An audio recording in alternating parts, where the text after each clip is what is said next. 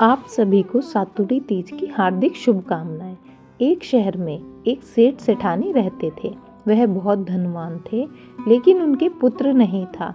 सेठानी ने भादुड़ी बड़ी तीज मतलब सातुड़ी तीज का व्रत करके कहा कि हे नीमड़ी माता, मेरे बेटे हो जाएगा तो मैं आपको 1.25 मण का सातू चढ़ाऊंगी। माता की कृपा से सेठानी को 9वें महीने ही लड़का हो गया।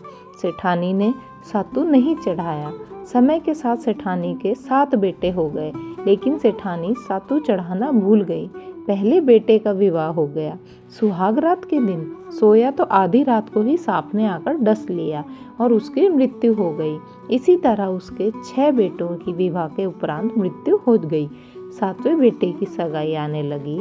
जब सेठ सेठानी मना करने लगे तो गांव वालों के बहुत कहने व समझाने पर सेठ सेठानी बेटे की शादी के लिए तैयार तो हुए, परंतु सेठानी ने कहा कि इसकी सगाई ही करनी है तो हम दूर देश में सगाई करेंगे, इसकी सगाई दूर देश में ही करना। सेठ जी सगाई करने के लिए घर से चले गए और बहुत दूर एक गांव में आए। वहाँ 4-5 लड़कियां खेल रही थी जो मिट्टी का घर बनाकर तोड़ रही थी। उनमें से एक लड़की ने कहा, मैं अपना घर नहीं तोड़ूंगी। सेठ जी को वह लड़की बहुत समझदार लगी। खेलकर जब लड़की वापस अपने घर जाने लगी तो सेठ जी ने उसका पीछा किया और पीछे पीछे उसके घर चले गए। सेठ जी ने लड़की के माता पिता से बात करके अपने लड़के की सगाई व विवाह की बात पक्की कर दी। घर आकर विवाह की तैयारी करने के बेटे की बारात लेकर गया और बेटे की शादी करवा दी। इस तरह 7वें बेटे की भी शादी तो हो गई, बारात विदा हुई। लंबा सफर होने के कारण लड़की की माँ ने लड़की से कहा कि मैं यह सातु व सीख डाल रही हूँ। रास्ते में कहीं पर शाम को नीमड़ी माता की पूजा करना, नीमड़ी माता की कहानी सुनना और सातु पास लेना व कल्पना निकालकर सासू जी को दे देना। बारात धूमधाम से निकली। रास्ते में बड़ी तीज का दिन आया।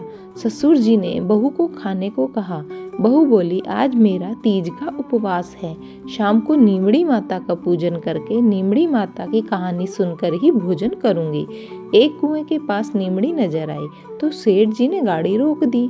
बहू नीमड़ी माता की पूजा करने लगी तो नीमड़ी माता पीछे हट गई। बहू ने पूछा, हे माता, आप पीछे क्यों हट रही हो? इस पर माता ने कहा, तेरी सास ने कहा था पहला पुत्र होने पर सातू चढ़ाऊंगी और 7 बेटे होने के बाद भी वह मेरा सातू चढ़ाना भूल गई। बहू बोली, हमारे परिवार की भूल को क्षमा कीजिए, सातू मैं चढ़ाऊंगी।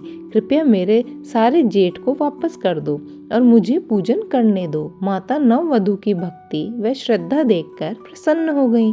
बहू ने नीमड़ी माता का पूजन किया और चांद को अर्घ दिया, सातू पास लिया और सासू जी को दे दिया। प्रातः होने पर बारात अपने नगर लौट आई। जैसे ही बहू ने ससुराल में प्रवेश किया, उसके 6 जेठ प्रकट हो गए। सभी बड़े खुश हुए। उन सभी को गाजे बाजे से घर में लिया। सासू बहू के पैर पड़कर और धन्यवाद करने लगी तो बहू बोली, सासू जी आप ये क्या करते हो? जो बोलवा करी है उसे याद कीजिए। सासू बोली, मुझे तो याद नहीं, तू ही बता दे। बहू बोली, आपने नीमड़ी माता के सातू चढ़ाने का बोला था, सो पूरा नहीं किया। तब सासू को याद आई। 12 महीने बाद जब कजली तीज आई तभी सभी ने मिलकर सातू करवा दिया। 7 मण का सातू तीज माता को चढ़ाया। श्रद्धा और भक्ति भाव से गाजे बाजे के साथ नीमड़ी की पूजा की, बोलवा पूरी करी। हे भगवान, उनके आनंद हुआ वैसा सबके होवे।